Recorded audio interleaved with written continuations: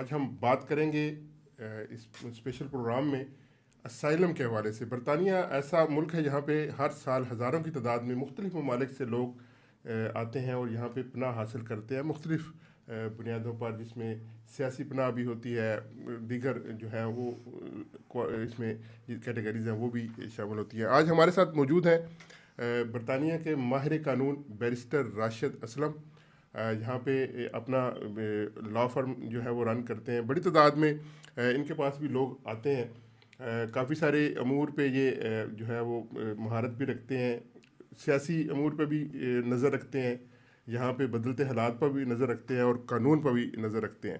تو ہم بات کریں گے اسائلم کے حوالے سے۔ پہلے ان سے پوچھیں گے کہ یہاں پہ اندازاً کتنے لوگ جو ہیں وہ ہر سال اسائلم کلیم کرتے ہیں، اور اس میں پاکستانی جو اگر اسپیشل ہم بات کریں پاکستان کی، تو پاکستانی کتنے اس میں شامل ہوتے ہیں، اندازاً ان کی تعداد کیا ہوگی؟ تو بہت شکریہ بیرسٹر راشد اسلم صاحب آپ کا ٹائم دینے کا، بات کرنے کا۔ تو اسائلم آج ہمارا ٹاپک ہے۔ پہلے تو یہ بتائیے گا کہ کون سے لوگ جو ہیں وہ کس طرح یہاں پہ اسائلم اپلائی کر سکتے ہیں، اور اس میں کون کون سے لوگ ہیں جو اسائلم اپلائی کر سکتے ہیں؟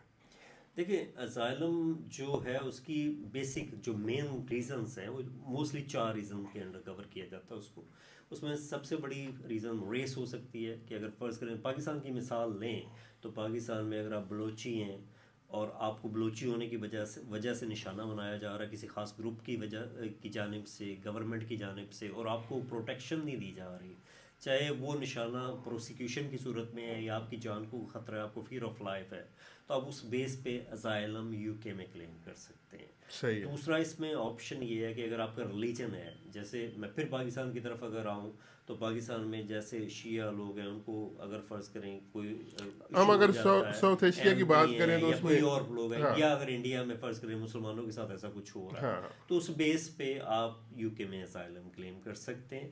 جو تیسرا آپشن ہے آپ کی نیشنلٹی کی بیس پہ، کہ آپ کی نیشنلٹی کی بیس پہ کہ آپ فرض کریں افغان تھے، آپ افغان اور آپ پاکستان میں آباد ہیں، ہاں اور لیکن آپ کے پاس اب افغان نیشنلٹی نہیں ہے، وہ آپ کو نیشنلٹی کی بیس پہ نشانہ بنایا جا رہا ہے، یعنی آپ وکٹم بن رہے ہیں پروسیکیوشن اسٹیٹ کے، لیس ہو جاتے ہیں ہاں، آپ۔ یا فیئر آف لائف آپ کو ہے، آپ کو خطرہ ہے کہ آپ کو حکومتی مشینری کی وجہ سے کوئی خطرات درپیش ہیں، تو اس کی بیس پہ آپ اسائلم کلیم کر سکتے ہیں۔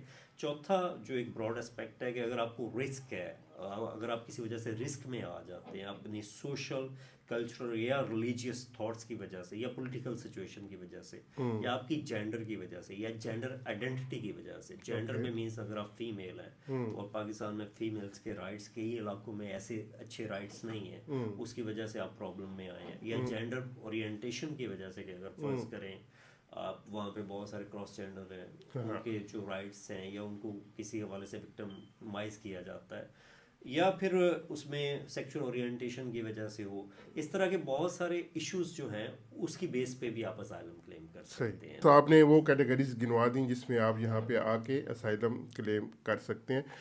تھوڑا سا بریفلی بتا دیں کلیم کرنے کا طریقہ کار کیا ہے۔ آپ یو کے میں انٹر ہو گئے، آگے اسائلم کلیم کرنے کا آپ وکٹم میں کسی بھی جو بھی آپ نے کیٹیگریز گنوائی، کلیم کیسے کیا جا سکتا ہے؟ پہلے یہ ہوتا تھا کہ آپ کو ہوم آفس ڈائریکٹ جانا پڑتا تھا صبح صبح، اب یہ ہے کہ ہوم آفس نے اپنی ایک ٹیلی فون لائن دی ہے، آپ اس پہ فون کرتے ہیں، فون کر کے آپ اپائنٹمنٹ بناتے ہیں، اس اپوائنٹمنٹ کے روز آپ کو وہاں پہ جانا پڑتا ہے، اچھا، لیکن اس اپوائنٹمنٹ سے پہلے آپ کو ایک کال آتی ہے، آپ سے وہ پوچھتے ہیں کہ اگر آپ کو کوئی ایسا ٹرانسلیٹر چاہیے، کوئی ایسا بندہ چاہیے جو آپ کو ٹرانسلیٹ کر سکے، اگر آپ انگلش لینگویج نہیں بول سکتے تو ہوم آفس اس کو بھی ارینج کرتا ہے۔ اچھا، جس دن آپ اپوائنٹمنٹ کے لیے جاتے ہیں تو آپ کا ایک شارٹ انٹرویو ہوتا ہے، اس کے بعد آپ کو کارڈس، انٹروڈکشن، جی انٹروڈکٹری، ہاں جی، اس کو اسکریننگ انٹرویو اس کو بولتے ہیں، ٹھیک ہے۔ اس کے بعد آپ کو کارڈز ایشو کر دیے جاتے ہیں جو ایک انیشل کارڈز ہوتے ہیں اسائلم سیکرز کے لیے، جس کی بیس پہ پھر آپ اپنے بچوں کی تعلیم کے لیے اپلائی کر سکتے ہیں، این ایچ ایس رجسٹریشن کے لیے اپلائی کر سکتے ہیں، یہ چھوٹی موٹی چیزوں کے لیے وہ معاون ثابت ہوتی ہے، وہ آپ کی ایک آئی ڈی ہوتی ہے۔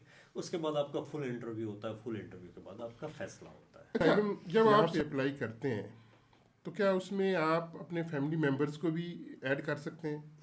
جی بالکل، آپ اپنے فیملی ممبرس کو ایڈ کر سکتے ہیں۔ فیملی ممبرس میں آپ کی وائف آتی ہیں اور آپ کے بچے جو بھی 18 سال سے کم ہیں وہ اس میں ایڈ ہو سکتے ہیں۔ ہاں یہ ہے کہ ان کو بھی ساتھ میں ہی اسائلم کلیم کرنا پڑتا ہے، وہ اگر آپ کے ساتھ ہے، اگر وہ آپ کے ساتھ نہیں ہے تو آپ کو ان کے نام دینا پڑتے ہیں۔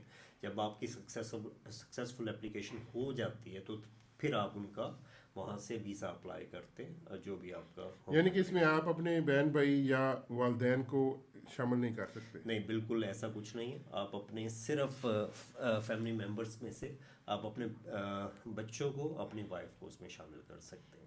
اب سائلم کسی نے اپلائی کر دیا تو سائلم اپلائی کرنے کے فوراً بعد کیا یہاں پہ آپ کو الاؤ ہوتا ہے کہ آپ کام کرنا شروع کر دیں؟ اس کا کیا پروسیجر کیا ہوتا ہے؟ دیکھیں، اسائلم کے بعد یہ ایک بہت بڑی ایک قسم کی مس انڈرسٹینڈنگ ہے لوگوں کی کو کہ وہ کام شروع کر سکتے ہیں یہاں پہ۔ ایسا بالکل نہیں ہے۔ آپ کا اسائلم جب 12 منتھس تک پینڈنگ رہتا ہے اور اس میں آپ کا قصور نہیں ہوتا، آپ کی وجہ سے وہ ڈیلے نہیں ہوا ہوتا، تو پھر آپ ہوم آفس کو ورک رائٹ کے لیے اپلائی کرتے ہیں اور ہوم آفس آپ کو کام کرنے کی اجازت دیتا ہے۔ لیکن فرسٹ 12 منتھس میں آپ کام نہیں کر سکتے۔ مینز آپ کی اپلیکیشن جب 12 منتھس سے ڈیلے ہوتی ہے ڈیسیژن میں، اگر آپ وہ ڈیسائیڈ کر دیتے ہیں، کورٹ میں چلی جاتی ہے، پھر بھی آپ کام نہیں کر سکتے۔ اچھا، پھر بھی آپ کام کے لیے اپلائی لیکن نہیں اگر کر سکتے۔ پینڈنگ ہے، ایک سال 12 ہو گیا months، ہے، ایک سال ہو گیا ہے تو مینس کہ وہ ہوم آفس کی غلطی ہے کہ انہوں نے پینڈنگ رکھی ہوئی ہے۔ جیسے اس وقت لاکھوں اپلیکیشن پینڈنگ ہے، گورنمنٹ میں بھی یہ بات ہو رہی ہے، پارلیمنٹ میں بھی یہ بات ہو رہی ہے کہ اپلیکیشن جو اتنی پینڈنگ ہے ان کا کیا حل ہے۔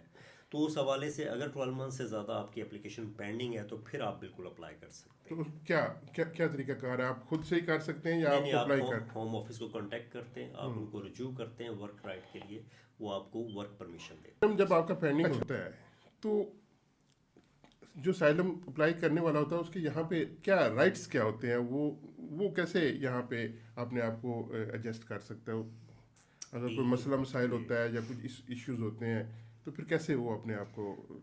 دیکھیں، جو ایک اسائلم سیکر ہے اس کے رائٹس ہیں۔ سب سے پہلی بات تو یہ ہے، یہاں پہ اکثر اسائلم سیکر کو یہ ہوتا ہے کہ ہمارے پتہ نہیں رائٹس کوئی ہیں کہ نہیں ہیں۔ ایک تو یہ ہے کہ وہ اپنی جو ہیلتھ کے حوالے سے NHS کے ساتھ رجسٹرڈ ہو سکتے ہیں، GP کے ساتھ رجسٹرڈ ہو سکتے ہیں، ہیلتھ کی جو سہولیات ہیں فری لے سکتے ہیں، ان پہ کوئی چارج نہیں ہوگا۔ دوسرا، جو ان کے بچے ہیں جو انڈر 16 ہیں ان کو وہ اسکولوں میں پڑھا سکتے ہیں، ان کو فری آف چارج۔ آپ جو بھی مقامی اسکول ہے اس میں جا کے اپنے بچوں کی پلیسمنٹ اپلائی کرتے ہیں، ان کو وہاں پہ ایڈمیشن دلاتے ہیں تاکہ آپ کے بچے ایجوکیشن لے سکیں۔ ایک یہ اس میں اوبیسلی آپ کا رائٹ ہے۔ تیسرا، آپ کا اگر آپ کے پاس اکوموڈیشن نہیں ہے تو پھر بھی آپ کا رائٹ ہے کہ آپ ہوم آفس کو کہتے ہیں کہ مجھے اکوموڈیشن بھی دی جائے۔ اس میں اگر آپ کے بچے ہیں یا آپ ہیں تو ہوم آفس اس میں آپ کو اکوموڈیشن بھی دے دیتا ہے۔ چوتھا، اس میں اگر فرض کریں آپ کوئی وکیل افورڈ نہیں کر سکتے تو پھر آپ لیگل ایڈ کی بھی آپ کے پاس آپشن ہوتی ہے۔ تو اس طرح کے یہ کافی سارے رائٹس ہیں جو آپ اویل کر سکتے ہیں، جس میں ایجوکیشن تو ایک اوبیسلی بہت بڑی نعمت ہے یہاں پہ کہ آپ کے بچے پڑھنا شروع ہو جاتے ہیں۔ ہیلتھ بہت بڑی نعمت ہے یہاں پہ۔ تو اس میں بینیفٹس بھی آپ اپلائی کر سکتے ہیں جب تک آپ کا کیس پینڈنگ؟ جی بالکل، اس میں آپ ہوم آفس کو اپنی بینیفٹس کے لیے اپلائی کر سکتے ہیں، پیسوں کے لیے اپلائی کر سکتے ہیں۔ آپ ان کو بتانا پڑتا ہے آپ کو کہ آپ کے پاس سیونگ ہے کہ نہیں، آپ کو اپنے بینک اکاؤنٹس وغیرہ دکھانا پڑتے ہیں، اپنے جو بھی آپ کے ایکسپینسز کی سچویشن ہے وہ بتانا پڑتی ہے، تو ہوم آفس آپ کو اور آپ کی فیملی کو پے کرنا شروع کر۔ یعنی کہ آپ یہاں پہ ایزیلی اپنی جو لائف ہے وہ سیٹل کر سکتے ہیں۔ آپ کو ایجوکیشن مل گئی، آپ کو ہیلتھ مل گئی، اور آپ کو گھر مل گیا، کے لیے پیسے گھر مل گیا، آپ کو بینیفٹس مل گئے، تو آپ ایزیلی اپنی۔ اچھا، اس میں پھر یہ بتائیں کہ جو اس کو بینیفٹ نہیں کہتے، اسائلم سپورٹ عام اصطلاح میں کہتے ہیں، تاکہ وہ سپورٹ اپنا گھر چلا سکے، چلیں زبردست۔ اچھا، اس میں یہ بتائیں کہ ذکر ہوتا ہے اسائلم، چاہے اس کا پینڈنگ ہے کیس یا اس کو اسائلم مل گیا تو اس کی بھی کچھ ذمہ داریاں ہوں گی، وہ کیا ہوتی ہیں؟ رائٹس کی تو ہم نے بات کر لی، گورنمنٹ سپورٹ کرتی ہے، سارا کچھ کرتی ہے، تو ذمہ داریاں کیا ہوتی ہیں پھر اس کی؟ اس میں بیسکلی آپ نے سب سے پہلے تو ہوم آفس کے ساتھ کوآپریٹ کرنا ہوتا ہے۔ آپ کے پاس، آپ کے اوپر اگر کوئی ایسی پابندی ہے کہ آپ نے حاضری کے لیے جانا ہے تو آپ نے اس کو کمپلائی کرنا ہے، آپ نے وہاں پہ جانا ہے، آپ نے اٹینڈنس اپنی لگانی ہے۔ ٹھیک ہے۔